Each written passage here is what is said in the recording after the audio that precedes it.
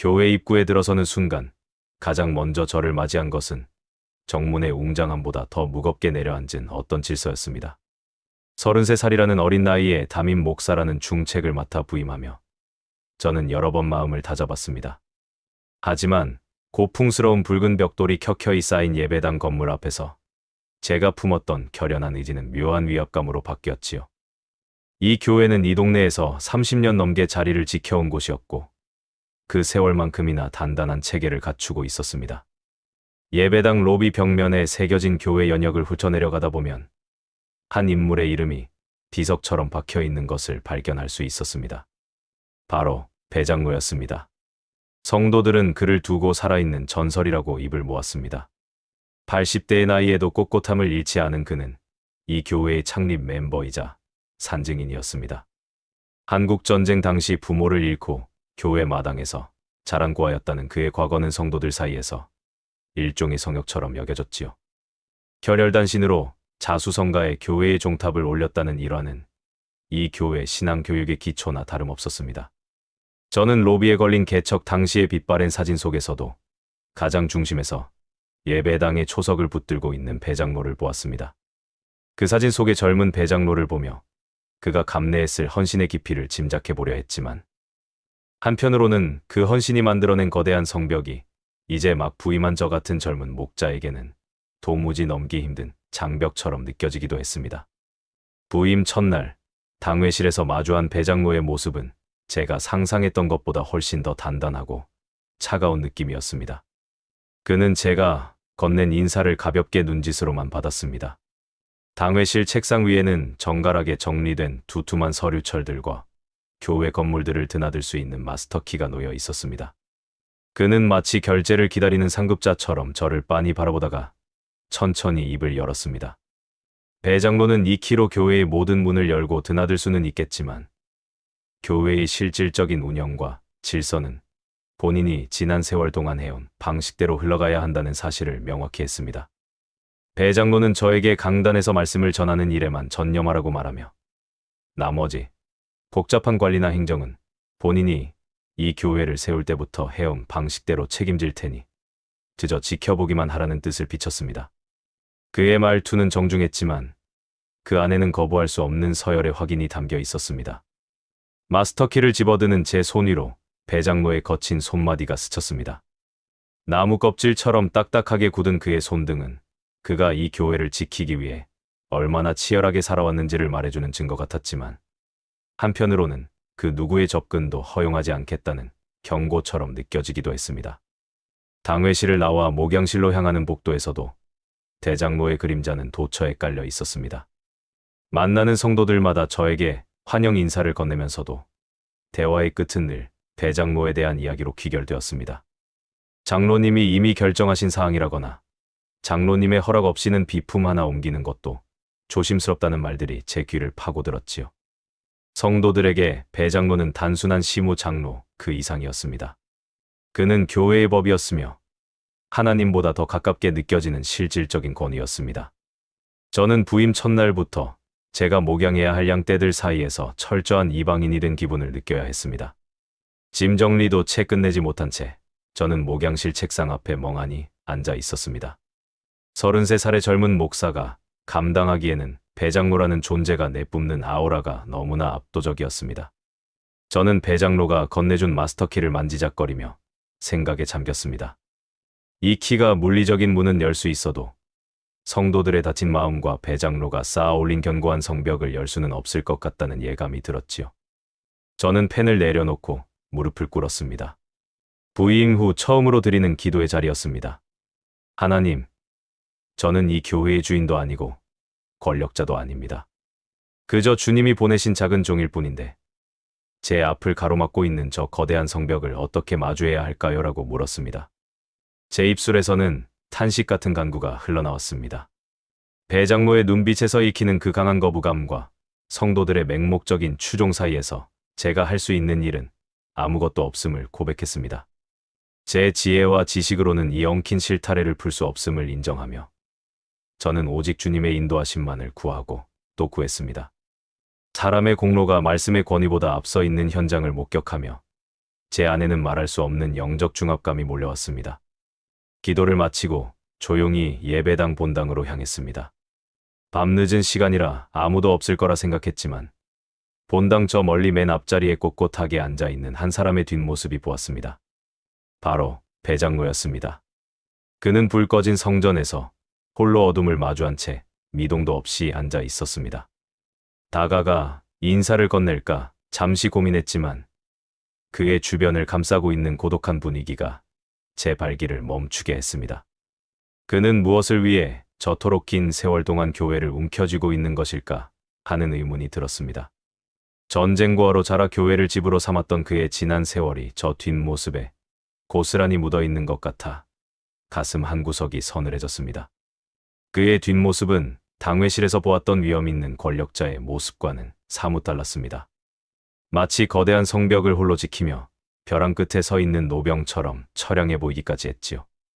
저는 배장로에게 다가가는 대신 뒷좌석에 조용히 앉아 그를 지켜보았습니다. 저 노장로의 완고함 뒤에 숨겨진 진짜 사연이 무엇인지, 하나님은 왜 저와 이분을 한 제단 아래 묶어두셨는지 그 깊은 뜻을 알 수 없었습니다. 하지만 한 가지 확실한 것은 앞으로 펼쳐질 시간들이 결코 순탄치 않을 것이라는 예감뿐이었습니다. 저는 어둠 속에서 배장로와 저를 향한 하나님의 긍휼하심이 임하기를 간절히 바라며 긴 한숨을 내뱉었습니다. 부임 후 첫 주일에 확인한 것은 이 교회의 질서가 말씀이 아닌 배장로의 오랜 습관 위에 세워져 있다는 사실이었습니다. 성도들은 저를 정중히 예우하면서도 실질적인 결정의 순간에는 일제히 배장로의 입술만 바라보았습니다. 저는 이 기형적인 구조를 바로잡는 것이 목회의 첫 단추라고 생각했습니다. 부임 후 처음 열린 정기당회에서 저는 배장로에게 집중된 행정 결재권과 재정 승인 권한을 각 위원회별 시무장로들에게 분산하자고 제안했습니다. 민주적인 운영을 위한 상식적인 요청이었지만 제 말이 끝나기도 전에 당회실의 공기는 얼어붙었습니다. 상석에 앉은 배장로는 미동도 없이 저를 빤히 바라보았습니다. 그의 눈빛은 더 이상 조용한 노인의 것이 아니었습니다. 자신의 영토를 침범당한 맹수처럼 날카로웠지요. 배장로는 한참 동안 침묵을 지키다가 찻잔을 내려놓으며 목사님은 아직 우리 교회의 깊은 내력을 모르시는 모양인데 전통은 효율로 따질 수 없다는 뜻을 분명히 했습니다. 자신이 수십 년간 지켜온 방식이 곧 하나님의 질서라고 믿는 노장로에게 제 제안은 인생 전체에 대한 도전이었습니다. 결국 첫 당회는 파행으로 끝났습니다. 다른 장로들은 배장로의 눈치를 보며 시선을 피했고 저는 홀로 남은 당회실에서 텅 빈 의자들만 바라보아야 했습니다. 그날 이후 배장로의 노골적인 시비가 시작되었습니다. 예배 순서를 조금만 조정하려 해도 배장로는 전통에 어긋난다며 제동을 걸었고 주보 양식을 바꾸는 사소한 일조차 반려했습니다.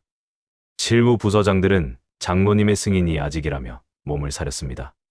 사건은 인사권의 충돌에서 정점을 찍었습니다. 청년부 사역을 강화하기 위해 제가 지켜보았던 전도사를 청빙하려 했지만 배장로는 단칼에 거절했습니다.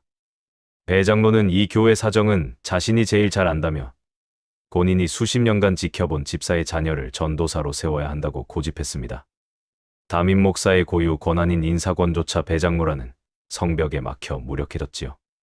저는 목양실에 앉아 말할 수 없는 자괴감을 느꼈습니다. 배장로는 제 비전을 치기 어린 시도로 치부하며 저를 행정적으로 완벽하게 고립시켜 나갔습니다. 더욱 힘든 것은 성도들의 조직적인 외면이었습니다. 배장로의 눈치를 보는 중직자들은 제 목양실 문턱을 넘지 않았습니다. 구역 모임에 제가 참석하려 해도 장로님이 이미 다 정리하셨으니 목사님은 쉬라는 말로 은근히 저를 밀어냈습니다. 심지어 사적인 기도 제목조차 성도들은 저보다 배장로에게 먼저 상담하러 갔습니다. 그들에게 배장로는 30년 넘게 자신들의 삶을 지켜봐준 영적 아버지가 되어 있었고 33살의 저는 언제 떠날지 모르는 고용된 설교자에 불과했습니다. 저는 매일 아침 교회로 출근하면서도 거대한 유령처럼 복도를 배회했습니다. 사람을 설득하려 할수록 상황은 꼬여만 갔습니다. 배장로를 따로 만나려 했지만 그는 허어 웃으며 목사님은 그저 기도와 말씀에만 전념하시라는 상투적인 말로 제 입을 막았습니다. 그의 부드러운 말투 뒤에는 더 이상 선을 넘지 말라는 서늘한 경고가 숨어 있었지요. 저는 펜을 쥔 채 아무것도 적지 못하는 날들이 늘어갔습니다. 추진하려던 모든 사역은 승인이 나지 않아 멈췄고 교회 행정은 마비되었습니다. 저를 지지해주던 소수의 젊은 집사들조차 배장로의 위세 앞에 하나둘 입을 닫기 시작했습니다. 저는 결국 텅 빈 본당에 앉아 하나님, 왜 모든 길을 막아두셨습니까? 라고 물었습니다. 권력이 말씀보다 앞서가는 현장을 지켜보는 것은 고통스러웠습니다. 하지만 기도 속에서 주님은 제 혈기를 가라앉히셨습니다. 하나님은 배장로의 굳은 마음보다 제 안의 조급함을 먼저 다루고 계셨습니다. 기도가 깊어질수록 저는 제 손에 쥐어진 권한의 유무가 아닌 십자가의 무게를 생각하게 되었습니다. 배장로가 쌓아올린 견고한 성벽을 허무는 것은 제 목회 기술이나 행정 능력이 아니었습니다. 그것은 오직 하나님의 시간과 방법뿐임을 인정하는 항복의 과정이었습니다. 저는 늘 배장로가 앉아있던 맨 앞자리를 바라보며 이움 대신 연민을 느꼈습니다. 30년 넘게 혼자 짊어온 헌신의 무게가 이제는 그를 감옥이 되어버린 것은 아닐까 싶어 가슴이 아려왔습니다. 저는 내일부터 다시 시작될 사사건건한 시비와 고립작전을 묵묵히 받아들이기로 했습니다. 주님의 때가 이르기까지 제가 할 수 있는 유일한 일은 그저 이 자리를 지키며 인내하는 것뿐이었습니다. 안개 속을 걷는 기분이었지만 제 안에는 평안이 깃들기 시작했습니다. 배장로의 성벽은 여전히 높았고 성도들의 외면은 차가웠지만 저는 다시금 성전 의자들을 하나씩 닦기 시작했습니다. 대접받으려 했던 마음을 버리고 가장 낮은 곳에서부터 다시 시작하리라 다짐했습니다. 사역의 문은 굳게 닫혀 있었지만 주님을 향한 기도의 통로만큼은 그 어느 때보다 선명하게 열려 있었습니다. 결과보다 중요한 것은 목자인 제가 주님 앞에 먼저 바로 서는 일임을 깨달았습니다. 저는 이제 억지로 성벽을 허물려 망치를 들지 않을 것입니다. 오직 사랑과 기도로 그 견고한 성체가 스스로 녹아내릴 날을 기다리며 저는 제게 주어진 고립의 시간을 견뎌내기로 결심했습니다. 빗장을 지른 듯한 교회의 행정의 담벼락 너머로 주님의 일하심이 시작될 것을 믿으며 다시금 묵상에 잠겼습니다. 사역의 통로는 막혀 있었지만 저는 이제 이 광야 같은 시간을 주님과 단둘이 걷는 축복의 기회로 여기기로 했습니다. 배장로의 높은 성벽이 제 시야를 가릴지라도 그 너머에서 여전히 교회를 통치하시는 주님의 손길을 믿으며 저는 묵묵히 내일의 자리를 준비했습니다. 하나님이 허락하신 이 침묵의 시간이 결국 가장 큰 응답임을 믿으며 저는 다시 조용히 무릎을 꿇었습니다. 하나님이 허락하신 침묵을 응답으로 삼아 무릎을 꿇었던 그 밤 이후 제 마음에는 묘한 평안이 머물렀습니다. 사역의 길은 여전히 배장로라는 거대한 성벽에 막혀 있었지만 저는 더 이상 그 성벽을 뚫으려 애쓰지 않았지요. 다만 제게 주어진 텅 빈 본당을 지키며 주님이 일하실 시간을 묵묵히 기다릴 뿐이었습니다. 그렇게 며칠이 지났을까 평온하던 하늘이 갑자기 안색을 바꾸며 거센 비를 쏟아내기 시작했습니다. 여름의 끝자락에 만난 폭우는 기세가 대단했습니다. 성전 창문을 때리는 빗소리가 디도 소리보다 크게 울려 퍼지던 그날 밤 기어이 우려하던 일이 터지고 말았지요. 본당 천장의 해묵은 누수가 이기지 못하고 강단 위로 굵은 빗줄기를 쏟아낸 것입니다. 양동이를 받쳐두는 것만으로는 역부족이었습니다. 쏟아지는 물줄기는 제 소중한 성경책과 설교 원고를 적셨고 주님의 성전이 속절없이 젖어가는 모습을 보니 가만히 앉아 있을 수가 없었습니다. 저는 관리 집사를 깨우는 대신 창고에서 낡은 사다리를 꺼내 직접 어깨에 메고 밖으로 나갔습니다. 33살. 아직은 젊은 목자로서 몸을 사리기보다 손발을 움직이는 것이 도리라고 생각했지요. 세차게 몰아치는 비바람에 사다리가 휘청거렸지만 겨우 중심을 잡고 젖은 기와 위로 올라갔습니다. 손전등 하나를 입에 물고 낡은 함석판 사이로 빗물이 스며드는 틈을 찾아 망치를 들었습니다. 깡, 깡. 울리는 소리는 빗소리에 묻혀 무력하게 흩어졌으나 제 팔 근육은 팽팽하게 당겨지며 생동감을 되찾았습니다. 그때 어둠 속에서 날카로운 손전등 불빛 하나가 지붕 위의 저를 정면으로 비추었습니다. 우산을 받쳐 들고 사다리 아래 서 있는 이는 다름 아닌 배장로였습니다. 그는 빗물에 젖어가는 바짓단을 아랑곳하지 않은 채 한참 동안 지붕 위에 저를 올려다보았습니다. 배 장로의 눈빛에는 당혹감과 함께 형용할 수 없는 복잡한 감정이 스치고 있었지요. 저는 그 찰나의 눈빛 속에서 30년 전, 이 성전을 처음 지을 때 지붕 위에서 밤을 지새웠던 젊은 배 장로의 자부심을 읽었습니다. 당시에 그는 누구보다 뜨거운 헌신으로 이 전을 세웠고 그 기억은 지금의 그를 버티게 하는 유일한 훈장이었을 것입니다. 하지만 그의 입에서 나온 말은 여전히 서늘하고 모질었습니다. 목사님, 지금 여기서 대체 뭐 하시는 겁니까? 라며 목소리를 높였지요. 교회의 채통이라는 것이 있는데 담임 목사가 천한 일을 직접 하는 게 성도들 보기에 가당키나 하냐며 저를 매섭게 쏘아붙였습니다. 빗줄기를 뚫고 전해지는 그의 목소리는 평소보다 더 날카롭게 제 가슴을 파고들었습니다. 저는 망치질을 멈추지 않은 채 빗물을 닦으며 대답했습니다. 장로님, 주님의 성전에 비가 새는데 목사의 채통이 무슨 소용이 있겠습니까? 라고 말이지요. 주님의 몸 된 교회가 무너지고 있는데 체면을 차리느라 보고만 있을 수는 없었습니다. 제 담담한 대답에 배 장로의 입술이 미세하게 떨리는 것을 보았습니다. 그는 제가 박는 못소리 하나하나가 자신의 견고한 권위를 찌르는 일침처럼 느껴지는 모양이었습니다. 저는 다시 한번 쐐기를 박듯 덧붙였습니다. 장로님도 젊은 시절엔 저처럼 이 지붕 위에서 비를 맞으며 성전을 지키셨다고 들었습니다. 그때 장로님이 지키려 했던 것은 장로의 체면이었습니까? 아니면 주님의 전이었습니까? 라고 물었습니다. 제 질문은 쏟아지는 비를 뚫고 배 장로의 자존심 한가운데를 직격했습니다. 그는 대답 대신 우산을 쥔 손등에 핏줄이 돋을 정도로 힘을 주었습니다. 지붕 위와 아래 사이에는 빗소리조차 지우지 못하는 팽팽한 긴장감이 흘렀습니다.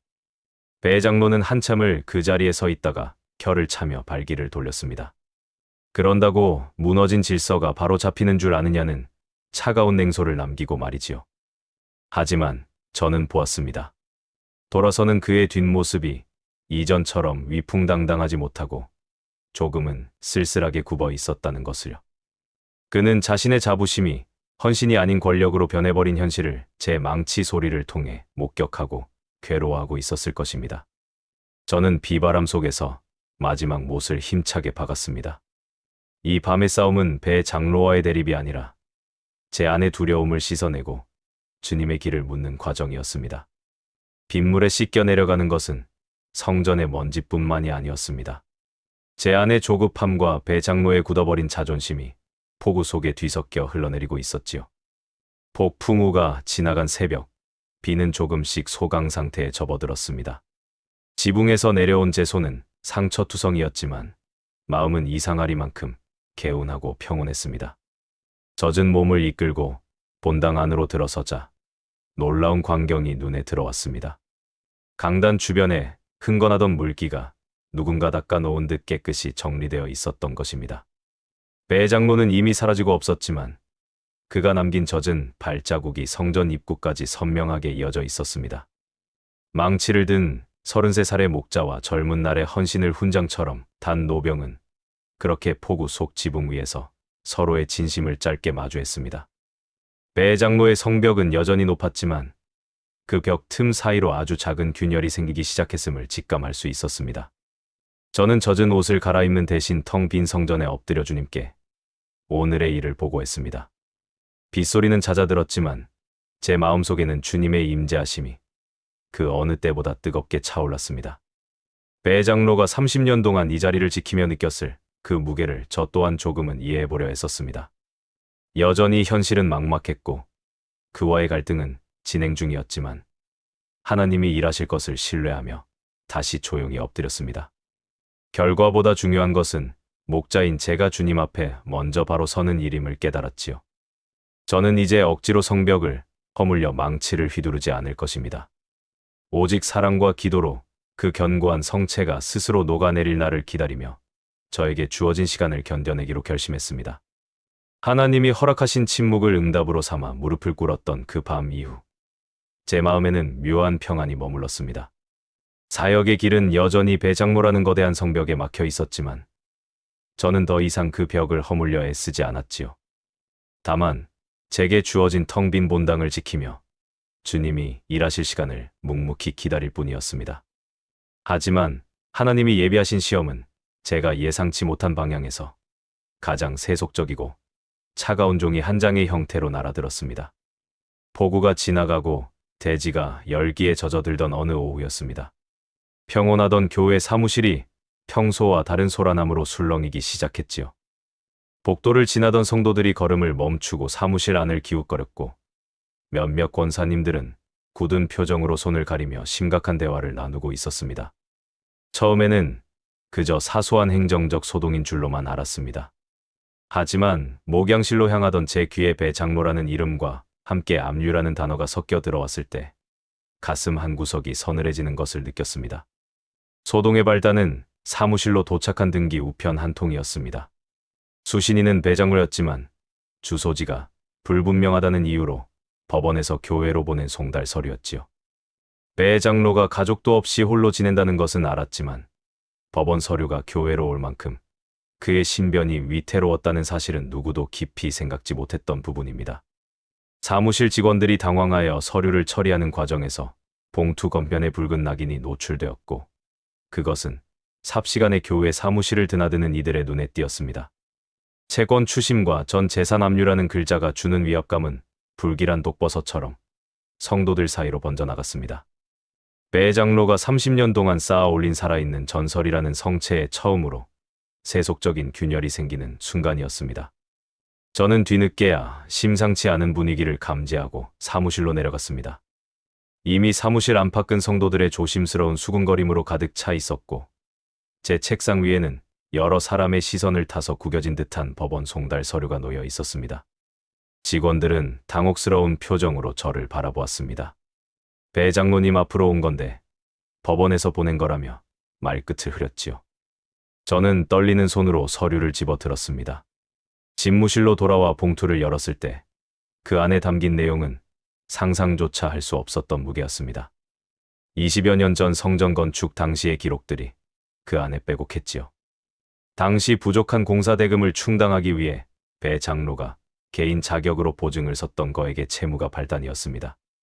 교회는 그 빚이 오래전 모두 청산되었다고 믿었지만 복잡하게 얽힌 연대 보증의 사슬은 배 장로의 발목을 끈질기게 붙잡고 있었습니다. 채권이 이름 모를 업체로 넘어가고 이자가 눈덩이처럼 불어나면서 이제는 그의 전 재산뿐 아니라 인생 전체를 압류하겠다는 최후 통첩이었습니다. 저는 서류를 쥔 채 한참을 멍하니 앉아 있었습니다. 배 장로는 이 지독한 채무의 무게를 지난 세월 동안 단 한 번도 교회에 알리지 않았습니다. 성도들이 매주일 모여 평안을 누리는 이 안락한 성전이 실은 한 노인의 무거운 희생과 빚 위에 세워져 있었다는 사실을 저는 비로소 깨달았습니다. 그가 왜 그토록 교회 행정에 예민하게 반응했는지, 왜 비품 하나를 사는 일에도 원칙과 절약을 강조하며 고집을 부렸는지에 대한 의문이 한순간에 풀리는 기분이었습니다. 그는 자신의 삶을 담보 잡아 지켜낸 이 교회가 조금이라도 흔들리는 것을 견딜 수 없었던 것입니다. 그것은 권력욕이 아니라 무너져서는 안 될 자기 인생의 전부를 지키려는 처절한 몸부림이었습니다. 압류 예정 목록에는 그가 사는 낡은 집과 오래된 가구들, 심지어 그가 평생 손에서 놓지 않았던 낡은 성경책마저 포함될 판이었습니다. 배 장로는 홀로 이 거대한 파도와 맞서고 있었던 모양입니다. 저는 지붕 위에서 그가 제게 했던 모진 말들을 떠올렸습니다. 채통을 지키라며 호통치던 그의 목소리 이면에 얼마나 깊은 고독과 두려움이 숨어 있었지 짐작조차 할 수 없었지요. 노병은 자신의 자부심이 꺾이는 것보다 자신이 사랑하는 교회가 추문에 휩싸이거나 재정적 위기에 빠지는 것을 더 두려워했을 것입니다.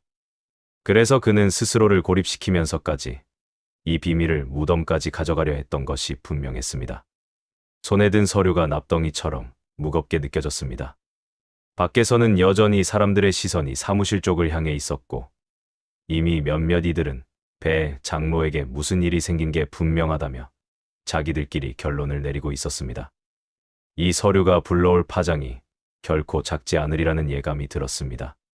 사역의 통로는 여전히 막혀 있었고 이제는 한 개인의 인생이 통째로 흔들리는 절박한 위기 앞에 서 있었습니다. 저는 텅 빈 본당 강단 앞에 엎드려 떨리는 목소리로 주님의 이름을 불렀습니다. 하나님, 이 노병의 슬픔을 어찌하면 좋습니까라며 울먹였지요. 하나님의 일하심이 때로는 우리가 감당하기 힘든 파국을 예고할 때가 있음을 알지만 지금 제 눈앞에 닥친 진실은 감당하기엔 너무나 무거웠습니다. 배 장로는 그날 평소보다 조금 늦게 교회에 나타났습니다. 멀리서 보이는 그의 뒷모습은 평소보다 더 작고 위태로워 보였지요. 그는 사무실 쪽에서 흘러나오는 이상한 기류를 아직 눈치채지 못한 듯했습니다. 저는 그를 불러 세우고 싶었지만 차마 입술이 떨어지지 않았습니다. 그가 지탱해온 거대한 성벽 뒤에 감춰진 고독한 진실을 알아버린 순간 저 역시 그 성벽의 무게를 함께 짊어진 기분이었습니다. 저는 결국 그를 조용히 목양실로 불렀습니다. 잠시 후 마주 앉은 배 장로는 평소처럼 꼿꼿한 자세였지만 제가 떨리는 손으로 법원에서 온 봉투를 건넸을 때 그의 눈빛은 일순간에 흔들렸습니다. 봉투 건편에 찍힌 압류라는 붉은 낙인을 확인하는 순간 30년 넘게 이 교회의 거대한 기둥으로 살아온 어른의 자부심은 맥없이 바스어졌지요. 그는 서류의 내용을 확인하자마자 얼굴이 흙빛으로 변하더니 제 시선을 피하며 서둘러 서류를 챙겨 일어났습니다. 목사님, 이건 제가 알아서 처리하겠습니다라는 짧고 갈라진 목소리만 남긴 채 그는 도망치듯 방을 빠져나갔습니다. 평생을 교회의 권위자로 군림하던 그가 자신의 치부를 목격당했다는 수치심에 몸을 떠는 모습은 제가 본 그의 모습 중 가장 인간적이고도 처절한 몰락의 전조였습니다. 배 장로가 넋이 나간 표정으로 복도를 지나 정문을 나가는 동안 그를 지켜보던 사무실 직원들과 주변 성도들의 시선은 예리한 화살이 되어 그의 등에 꽂혔습니다.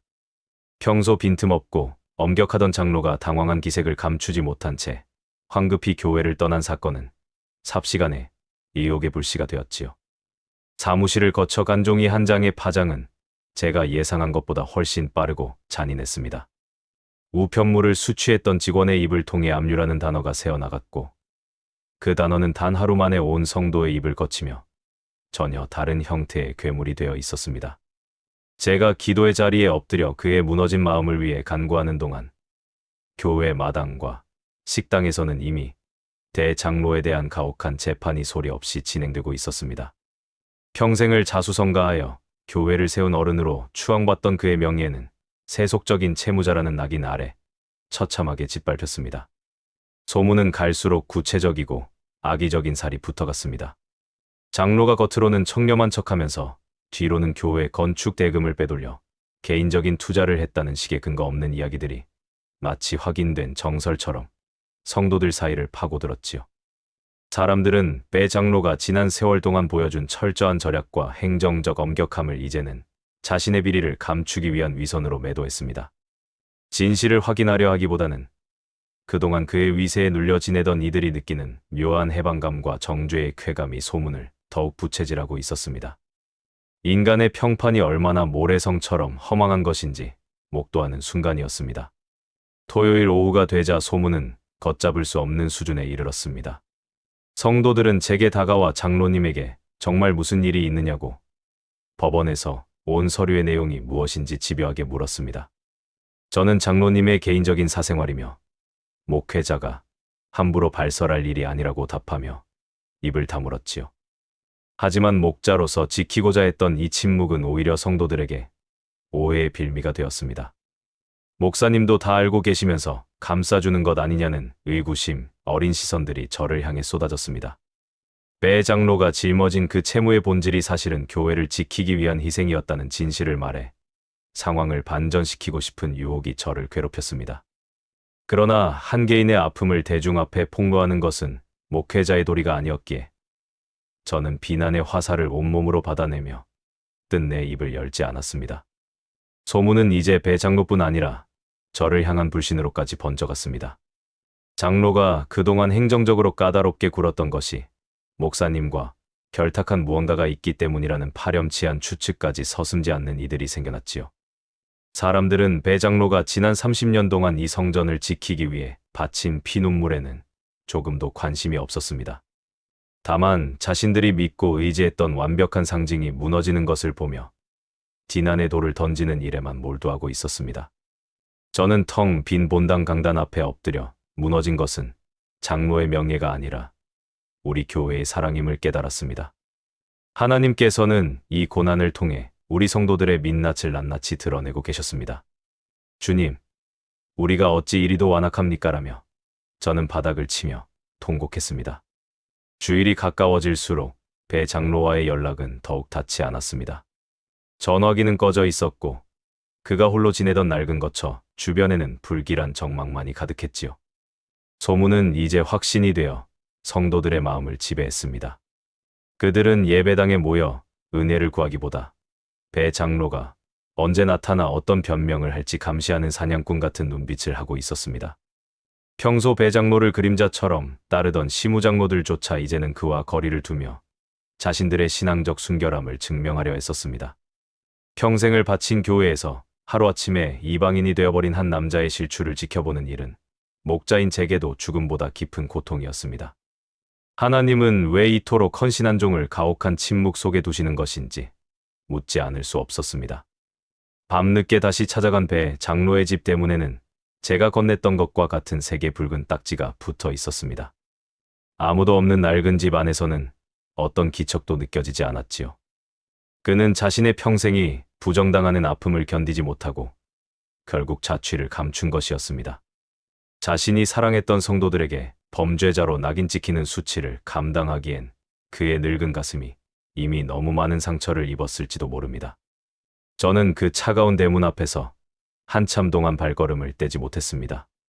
세상의 빛 독촉보다 더 무서운 것은 믿었던 이들의 차가운 외면이라는 사실을 배 장로는 아마도 그 누구보다 절실히 느끼며 어둠 속으로 숨어들었을 것입니다. 사역의 통로는 완전히 끊겨버린 듯했고 제 주변에는 오직 의심과 정죄의 공기만이 가득했습니다. 장로를 두둔한다는 오해를 받으면서까지 진실을 삼켜야 하는 이 고독한 시간은 저를 한없이 무력하게 만들었습니다. 그러나 저는 깨달았습니다. 이제 제가 의지할 곳은 사람의 해명이나 성도들의 이해가 아니라 오직 하나님의 긍휼뿐이라는 사실을요. 텅 빈 성전 바닥에 엎드려 비난하는 성도들과 무너진 채 사라진 배 장로 사이에서 저는 오직 주님의 이름을 부르며 무릎을 꿇었습니다. 십자가의 고독을 묵상하며 이 무너진 제단 위에서 주님이 친히 일하시길 간구하는 것 외에 제가 할 수 있는 일은 아무것도 없었습니다. 주일 아침 성전으로 향하는 발걸음이 그 어느 때보다 무거웠습니다. 예배당 문을 열고 들어서자마자 제 시선이 닿은 곳은 평소 배 장로님이 늘 앉으시던 그 자리였습니다.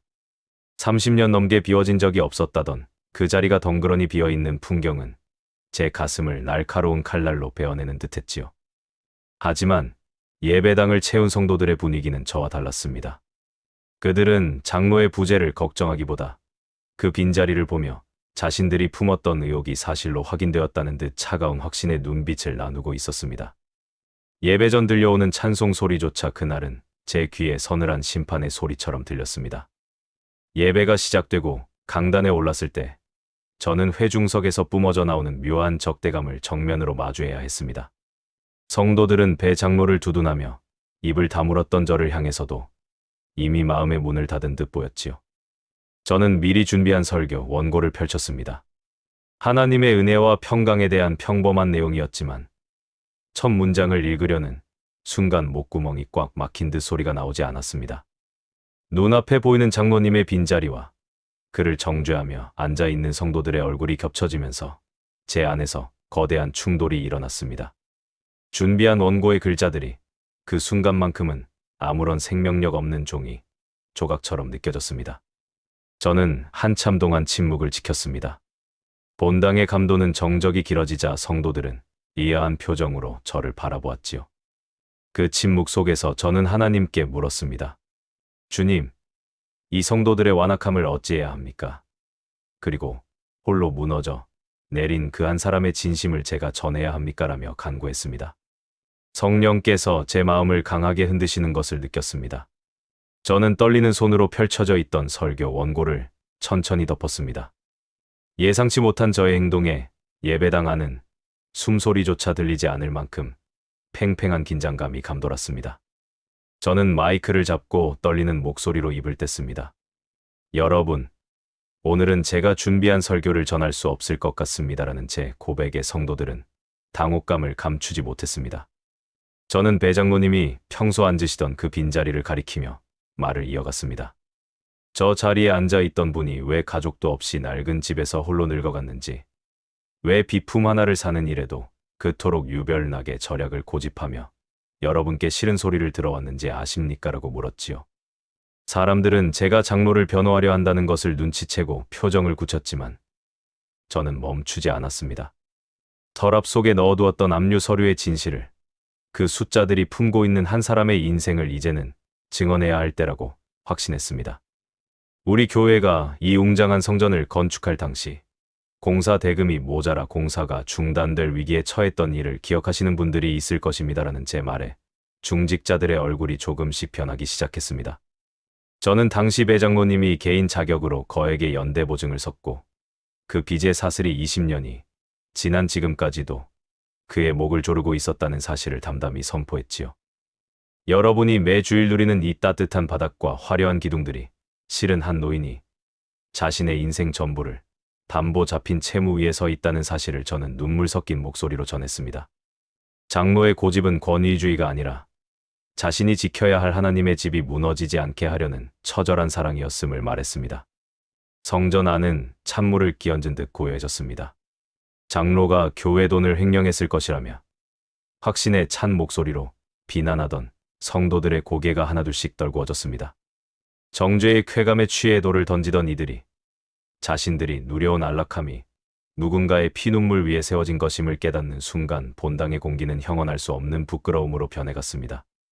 저는 성도들을 향해 우리가 어찌 이리도 눈이 멀어 있었느냐고, 한 사람의 희생을 위선으로 매도하며 얼마나 큰 죄를 지었느냐고 호소했지요. 인간의 평판과 의로움이 하나님의 사랑 앞에서 얼마나 보잘것없는 것인지 저는 강단 위에서 목 놓아 외쳤습니다. 여기저기서 나직한 흐느낌이 터져 나오기 시작했습니다. 장로를 욕하던 이들이 가슴을 치며 고개를 숙였고 늘 냉소적이었던 장로들조차 손으로 얼굴을 가린 채 어깨를 들먹였습니다. 억지로 꾸며낸 감동이 아니라 진실이 가진 무게가 성도들의 완악한 마음을 부수고 들어가는 영적 체험의 순간이었습니다. 저는 그 광경을 보며 하나님의 일하심이 인간의 완전한 무너짐 뒤에 시작된다는 것을 비로소 깨달았습니다. 우리는 모두 죄인이며 배 장로의 고난은 실은 우리 교회의 사랑 없음을 드러내기 위한 주님의 도구였다는 사실을 겸손히 고백하며 저는 강단에서 내려왔습니다. 예배가 끝난 뒤에도 성도들은 아무도 자리를 뜨지 못했습니다. 저는 배 장로님이 늘 앉으시던 그 자리에 손을 얹고 무릎을 꿇었습니다. 주님, 이 종의 죄를 용서하여 주시고 우리 장로님을 다시 우리 곁으로 인도하여 주시옵소서라고 간구했지요. 제 기도가 끝나기도 전에 성도들이 하나둘씩 제 주변으로 몰려와 바닥에 엎드려 울었습니다. 그토록 차갑고 견고했던 의심의 벽이 눈물과 회개로 녹아내리는 것을 보며 저는 목자로서의 자괴감을 씻어낼 수 있었습니다. 하나님의 은혜는 우리가 가장 부끄러운 진실과 마주했을 때 비로소 우리를 다시 하나로 묶어주셨습니다. 성전 안을 가득 채운 통곡 소리는 더 이상 정죄의 소리가 아니었습니다. 그것은 상처 입은 목자와 성도들이 하나님 앞에서 드리는 참회의 향기였지요. 저는 배 장로님이 사라진 그 빈자리를 바라보며 이제는 우리가 그를 찾아가야 할 때임을 직감했습니다. 성도들의 눈물 섞인 시선 속에서 저는 새로운 소망을 보았습니다.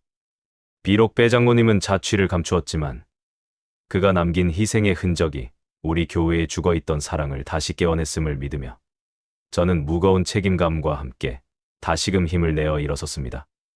주님이 예비하신 다음 길을 걷기 위해 저는 텅 빈 자리를 향해 조용히 고개를 숙였습니다. 예배당을 가득 채웠던 참회의 눈물이 채 마르기도 전에 저는 목양실로 돌아와 가장 먼저 변호사를 수소문했습니다. 배 장로님이 짊어진 그 지독한 채무의 고리를 법적으로 끊어내는 것이 목자인 제가 해야 할 첫 번째 책임이라 믿었기 때문이지요. 장로님이 개인 자격으로 섰던 연대 보증이 어떻게 악성 채권으로 변질되었는지, 그리고 지금의 압류 절차가 적법한 것인지 따져보기 위해 제 개인 사비를 털어 착수금을 준비했습니다. 성도들도 가만히 있지 않았습니다. 비난에 앞장섰던 이들이 이제는 각자의 재능을 모아 장로님의 구제 방안을 논의하기 시작했지요. 그것은 단순한 동정이 아니라 잃어버린 가족을 되찾으려는 절박한 연대의 시작이었습니다. 하지만 정작 진실의 주인공인 배 장로님의 행방은 여전히 묘연했습니다. 며칠 동안 그가 갈 만한 곳을 샅샅이 뒤졌지만 어디에서도 흔적을 찾을 수 없었지요. 그러던 중 성도 한 분이 조심스럽게 제게 소식을 전해왔습니다. 장로님이 거처하던 집마저 완전히 압류되어 갈 곳이 없어진 탓에 인근의 낡은 모텔방을 전전하고 있다는 가슴 아픈 소문이었습니다. 한때 이 지역에서 자수성가한 기업가로 또 큰 교회의 수장으로 존경받던 어른이 차가운 모텔방에서 홀로 밤을 지새우고 있다는 사실에 저는 말로 다 할 수 없는 참담함을 느꼈습니다. 저는 그 즉시 몇몇 중직자들과 함께 소문이 가리키는 장소로 향했습니다. 장로님이 머물고 있다는 모텔은 시내 외곽의 아주 허름한 건물이었습니다. 낡은 간판이 깜빡거리는 그곳의 분위기는 배 장로님의 평생과 너무나 어울리지 않아 보였지요. 카운터에서 장로님의 인상착의를 설명하고 방 번호를 확인하는 동안 제 손끝이 가늘게 떨렸습니다. 좁고 어두운 복도를 지나 3층 끝방 앞에 섰을 때 동행한 성도들은 차마 문을 두드리지 못하고 고개를 숙였습니다. 문틈 사이로 새어나오는 퀴퀴한 냄새와 정적만이 그 안에 누군가 있음을 짐작하게 할 뿐이었지요. 저는 심호흡을 한 뒤 조심스럽게 문을 두드리며 장로님의 이름을 불렀습니다. 한참을 기다린 끝에 문이 열렸고 그곳에는 제가 알던 꼿꼿한 배 장로님이 아닌 한순간에 늙어버린 초라한 노인이 서 있었습니다. 며칠 사이 몰라보게 수척해진 그는 갑작스러운 방문에 당황한 듯 몸을 움츠렸지요. 방 안에는 낡은 가방 하나와 며칠은 지난 듯한 컵라면, 용기들이 어지럽게 널려 있었습니다. 평생을 교회를 위해 아끼고 또 아끼며 사느라 정작 자신의 마지막 거처조차 지키지 못한 한 남자의 현실이 그 좁은 방 안에 고스란히 담겨 있었습니다. 장로님은 저와 성도들의 시선을 피하며 어서 돌아가라고, 내 앞가림은 내가 할 터이니 상관하지 말라며 갈라진 목소리로 저희를 밀어냈습니다. 하지만 그 뒤에 서 있던 권사님 한 분이 참지 못하고 장로님의 마른 손을 붙잡으며 울음을 터뜨렸습니다. 장로님, 저희가 잘못했습니다. 우리가 장로님의 가족인데 어떻게 이런 곳에 혼자 계시게 했느냐며 사죄했지요. 그 진심 어린 외침에 장로님의 굳게 닫혔던 입술이 미세하게 떨리기 시작했습니다. 평생을 홀로 고독한 전쟁을 치러오며 누구에게도 기대본 적 없던 그에게 성도들의 눈물 섞인 사과는 그 어떤 법적 변호보다 강력한 위로가 되었을 것입니다. 장로님은 한동안 멍하니 성도들을 바라보다가 결국 침대 머리에 주저앉아 얼굴을 파묻고 소리 없이 어깨를 들썩였습니다. 저는 그 곁에 다가가 앉아 장로님에게 이제 혼자가 아니라고 말씀드렸습니다. 변호사를 선임했으니 법적인 문제는 우리가 함께 해결할 것이고 성도들이 이미 장로님이 머물 곳을 마련해 두었으니 이제 이 차가운 방을 나가자고 권했지요. 장로님은 고개를 저으며 나 같은 사람이 무슨 염치로 다시 교회에 가겠느냐고 되물었지만 저는 단호하게 대답했습니다. 장로님은 우리 모두의 아버지였고 아버지가 길을 잃었는데 자식들이 모른 척하는 법은 없다고 말이지요. 그 말에 방 밖에 서 있던 다른 성도들도 하나둘씩 방 안으로 들어와 장로님의 짐을 챙기기 시작했습니다. 비가 내리기 시작한 바깥 풍경과는 대조적으로 그 낡은 모텔방 안에는 묘한 온기가 감돌았습니다. 장로님은 성도들이 챙겨주는 옷가지들을 받아들며 아주 오래전 잃어버렸던 무언가를 되찾은 듯한 표정을 지었습니다. 인간의 평판과 재산은 한순간에 사라질 수 있지만 하나님이 맺어주신 영적인 가족의 끈은 결코 끊어지지 않는다는 것을 저는 그 자리에서 다시금 확인했습니다. 장로님은 자신의 낡은 성경책을 품에 안고 천천히 자리에서 일어났습니다. 며칠 동안 그를 짓눌렀던 수치심과 고독이 성도들의 사랑 앞에서 조금씩 씻겨 내려가는 듯 보였지요. 저희는 장로님을 부축하여 모텔 밖으로 나왔습니다. 쏟아지는 빗줄기 사이로 성도들이 우산을 받쳐 들고 장로님의 앞길을 가렸습니다. 차에 오르기 전 장로님은 잠시 멈춰 서서 어두운 하늘을 올려다보았습니다. 그의 눈가에 맺힌 것이 빗물인지 눈물인지 알 수 없었지만 적어도 이전처럼 위태로워 보이지는 않았습니다. 성도들은 장로님이 차에 타는 것을 확인한 뒤에야 안도의 한숨을 내쉬며 각자의 차로 흩어졌지요. 저는 운전석에 앉아 백미러로 장로님의 얼굴을 살폈습니다. 그는 말없이 창밖을 바라보고 있었지만 그의 손은 곁에 앉은 성도의 손을 꼭 쥐고 있었습니다. 법적인 서류들을 정리하며 저는 배에 장로님을 마주 보았습니다. 변호사를 통해 불법 추심의 정황을 낱낱이 밝혀내고 성도들이 연대하여 방패를 세우자 장로님을 옥죄던 채권은 더 이상 힘을 쓰지 못하게 되었지요. 하지만 장로님은 안도하기보다 당황한 기색이 역력했습니다. 평생을 남에게 아쉬운 소리 한마디 안 하고 살아온 그에게 교회가 앞장서서 자신을 지켜주는 현실은 낯설고도 두려운 일이었을 겁니다. 저는 그런 장로님에게 왜 진작 말씀하지 않으셨느냐고 물었습니다. 장로님은 한참을 망설이다가 믿기 힘든 말을 뱉었습니다. 목사님, 제가 쓸모 없어지면 하나님도 사람들도 저를 버릴까봐 무서웠습니다라는 말이었지요. 30년 넘게 이 교회의 호랑이로 군림하던 분의 입에서 나온 말이라고는 믿기지 않을 만큼 처절한 유기 공포가 담겨 있었습니다. 그는 자신이 빚쟁이가 되었다는 사실이 알려지면 성도들은 물론이고 주님조차 자신을 실패자로 낙인 찍어 쫓아낼 것이라는 생각에 평생을 떨었다고 털어놓았습니다. 이야기는 전쟁통까지 거슬러 올라갔습니다. 70년도 더 된 일일 겁니다. 부모를 잃고 홀로 남겨졌던 어린 고아에게 세상은 오직 스스로의 가치를 증명해야만 생존을 허락하는 곳이었습니다. 누군가에게 짐이 되는 순간 버려진다는 그 공포가 그의 영혼에 깊은 흉터를 남겼던 것이지요.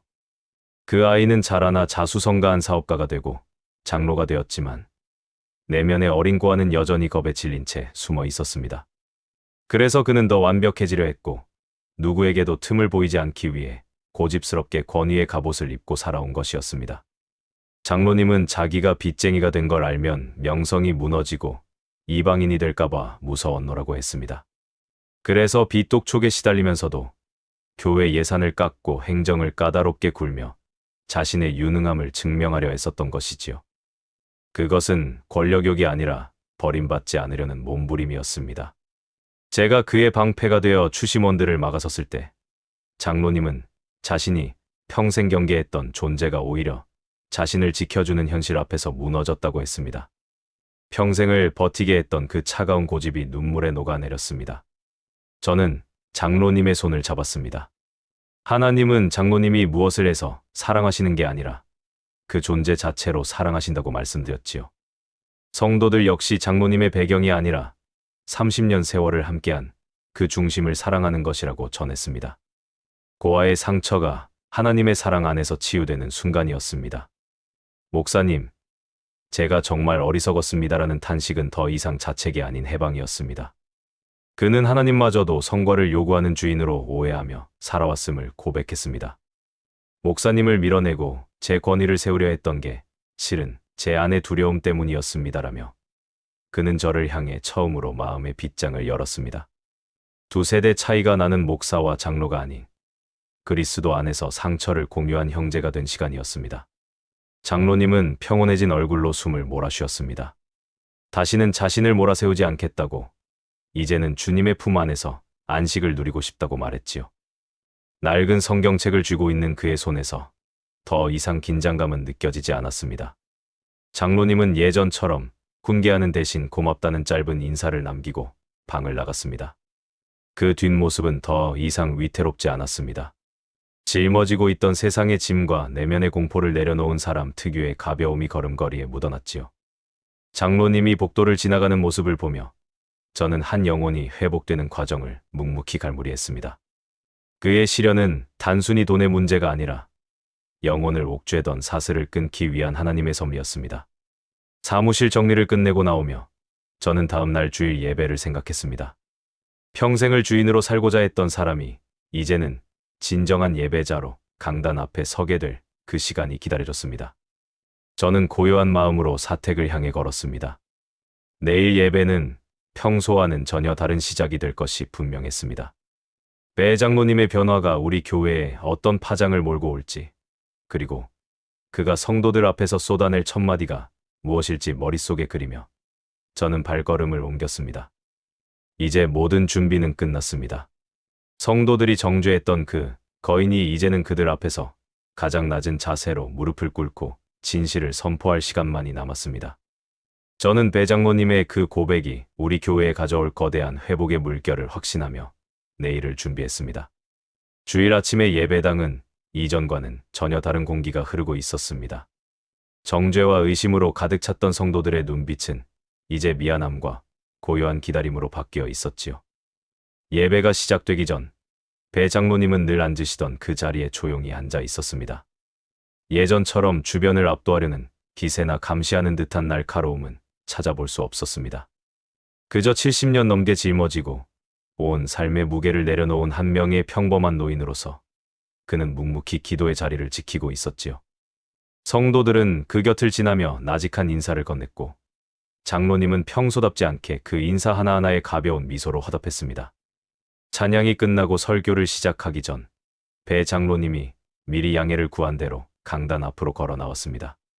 교회의 최고 권위자로서 성도들을 훈계하기 위해 서던 예전의 등단과는 그 의미부터가 달랐습니다. 마이크 앞에 선 그의 손은 미세하게 떨리고 있었지만 눈빛만은 그 어느 때보다 선명했지요. 성전 안은 숨소리조차 들리지 않을 만큼 정막이 감돌았습니다. 사람들은 장로님이 어떤 변명을 할지 혹은 어떤 억울함을 호소할지 숨죽여 지켜보고 있었습니다. 그러나 그의 입에서 나온 첫마디는 모두의 예상을 완전히 빗나간 자백이었습니다. 여러분, 저는 장로가 아니라 이 교회의 주인이 되고 싶었습니다라는 장로님의 고백에 회중석 여기저기서 당혹스러운 탄식이 흘러나왔습니다. 그는 평생을 교회를 위해 헌신했다고 자부했지만 실은 그 헌신 뒤에 자신의 오만함을 숨기고 있었다고 털어놓았습니다. 전쟁통에 부모를 잃고 고아가 되어버린 소년의 공포가 자기가 쓸모 없어지면 주님께도 사람들에게도 버림받을지 모른다는 강박이 되어 자신을 지배해왔음을 인정했지요. 그래서 그는 더 완벽한 장로가 되어야 했고 누구도 자신을 무시하지 못하도록 고집스럽게 권위의 벽을 쌓아 올렸던 것입니다. 장로님은 자신이 짊어졌던 그 무거운 빚의 사슬도 결국은 자신의 의를 증명하려 했던 욕심의 결과였다고 고백했습니다. 하나님보다 앞서서 성전을 지키려 했고 자신이 없으면 이 교회가 무너질 것처럼 행동했던 모든 것이 실은 교만한 우상 숭배였음을 자복했지요. 정죄를 받아야 할 대상은 빚진 자가 아니라 하나님 앞에서 주인의 자리를 찬탈하려 했던 자신이라며 그는 성도들을 향해 깊이 고개를 숙였습니다. 저를 용서해 주십시오라는 그의 갈라진 목소리가 성전 구석구석을 파고들었습니다.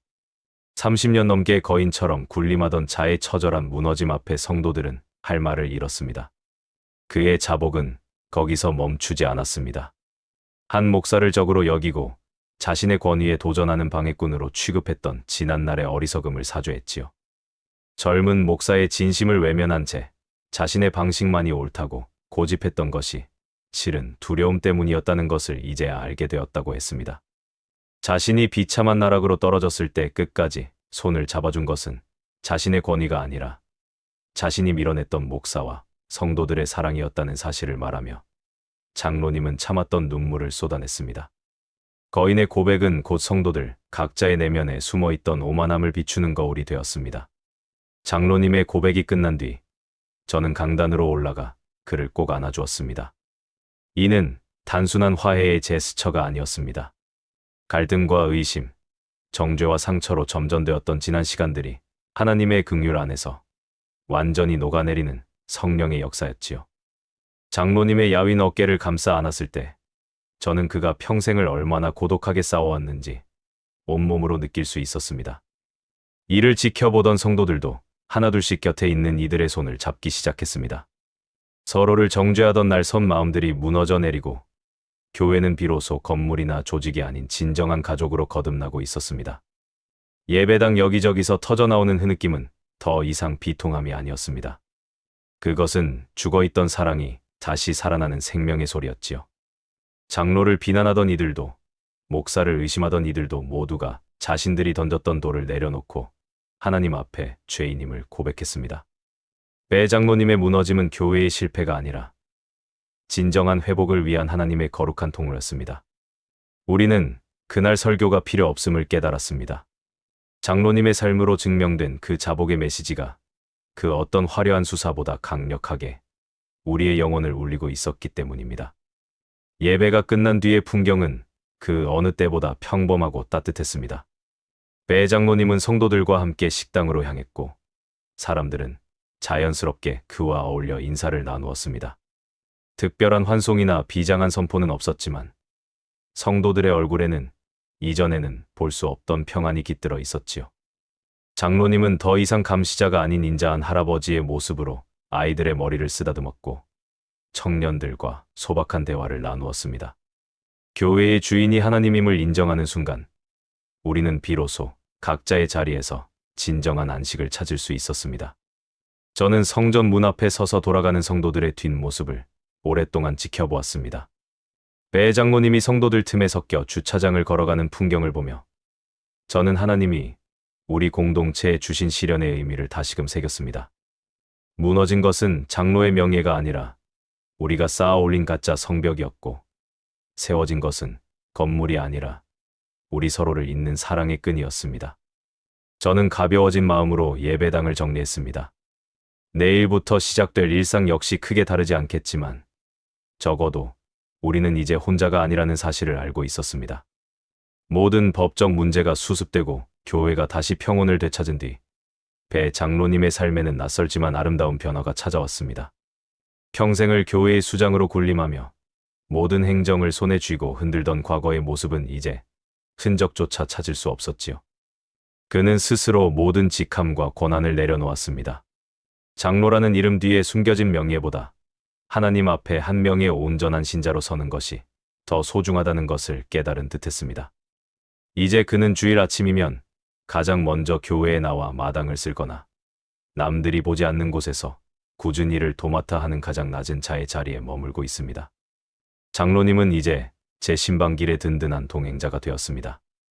예전에는 목사의 사역을 감시하거나 조언한다는 명목으로 옆자리를 지켰다면 지금은 그저 낡은 성경책 한 권을 가슴에 품고 묵묵히 제 뒤를 따를 뿐이지요. 그 낡은 성경책은 그가 전쟁통에 부모를 잃고 홀로 살아남았을 때부터 지금까지 그의 인생을 지탱해온 유일한 유산이었습니다. 한때는 그 성경책마저 자신의 의로움을 증명하는 도구로 쓰였을지 모르지만 이제 그 책장을 넘기는 그의 손길에서는 오직 주님의 은혜를 갈구하는 겸손함만이 느껴집니다. 어느 평일 오후 병원으로 가세가 기울어가는 어느 성도의 집을 방문하기 위해 길을 나섰을 때였습니다. 장로님은 평소처럼 제 옆에서 낡은 성경책을 고쳐 잡으며 발걸음을 맞추었지요. 차창 너머로 보이는 세상은 예전과 다를 바 없이 바쁘게 흘러가고 있었지만 장로님의 얼굴의 감도는 평화는 마치 다른 세상의 사람처럼 고요했습니다. 70년도 더 된 그 전쟁통의 상처가 하나님의 돌보심 아래서 비로소 아문 것 같았지요. 장로님은 한참 동안 창밖을 응시하다가 나직한 목소리로 입을 뗐습니다. 목사님, 오늘 참 맑습니다라는 장로님의 짧은 한마디에 제 가슴 속에도 시원한 바람이 한 줄기 지나가는 듯했습니다. 평생을 어두운 채무의 그늘과 버려질지 모른다는 불안 속에서 살아온 그가 이제야 비로소 맑은 하늘을 마주할 수 있게 되었다는 해방의 선언이었지요. 저는 운전대를 잡은 손에 힘을 주며 미소로 답했습니다.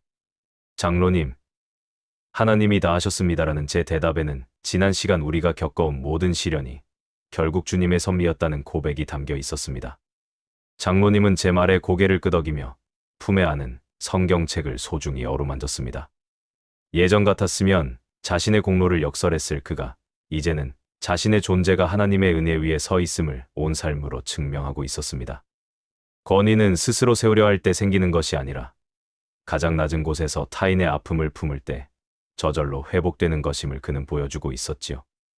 교회의 주인이 되고 싶어 했던 욕망을 내려놓은 자리에 비로소 주님의 성전이 온전하게 세워지고 있었습니다. 저와 배 장로님이 나란히 걷는 이 길은 단순히 신방을 가는 길이 아닙니다. 그것은 상처 입은 목자와 부서진 장로가 신앙 안에서 형제가 되어 함께 나아가는 여정이지요. 장로님이 들고 있는 그 낡은 성경책 속에 새겨진 약속들이 우리의 발걸음마다 빛이 되어 앞길을 비추고 있음을 저는 매 순간 확신합니다. 거인이 내려놓은 권위 위에 피어난 겸손의 꽃이 우리 교회 구석구석을 향기로 채우고 있습니다. 배 장로님의 이 고백이 여러분의 삶에는 어떤 울림으로 다가왔습니까? 우리 역시 각자의 낡은 성경책을 품고 주님과 함께 걷는 그 평안의 길을 찾으시길 기도합니다. 오늘 이 간증이 여러분께 위로가 되었다면 구독과 좋아요로 함께 해주시고 여러분이 마주한 하나님의 은혜를 댓글로 나눠 주십시오. 주님의 평강이 여러분과 늘 함께 하시기를 축복합니다.